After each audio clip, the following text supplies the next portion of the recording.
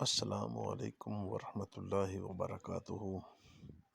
ناظرین مکرم، آج آپ کی خدمت میں کچھ گھریلو ٹوٹکے لے کر آیا ہوں جن کو آپ گھر بیٹھے آسانی سے استعمال کر سکتے ہیں۔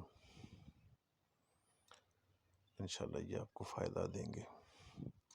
روزانہ اچھی معلومات کے لیے اس چینل کو برائے مہربانی سبسکرائب کر لیں۔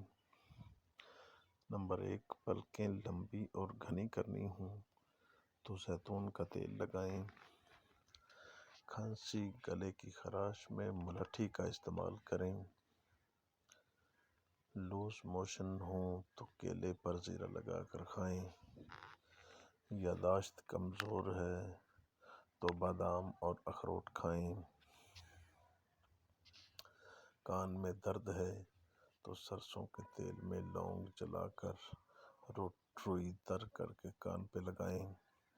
حیض میں بے قاعدگی ہو تو 2 کھجور روزانہ کھائیں۔ آنکھوں کی روشنی تیز کرنی ہو تو گاجریں کھائیں۔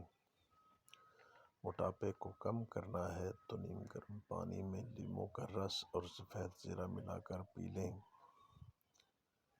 رنگ گورا کرنا ہے تو ورق گلاب اوبٹن میں مکس کر کے چہرے پہ لگائیں اور 20 منٹ بعد چہرے کو دھو لیں۔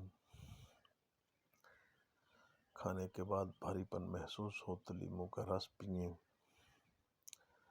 پیشاب میں جلن ہو تو لسی میں نمک ڈال کر پی لیں، یا پھر خربوزہ یا پھر تربوز کھا لیں۔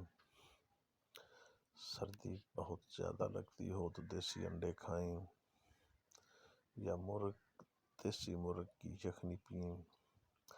گرمی زیادہ لگتی ہو تو کھیرے کا استعمال کثرت سے کریں۔ گلا خراب ہو تو کچا امرود جلا کر کھائیں۔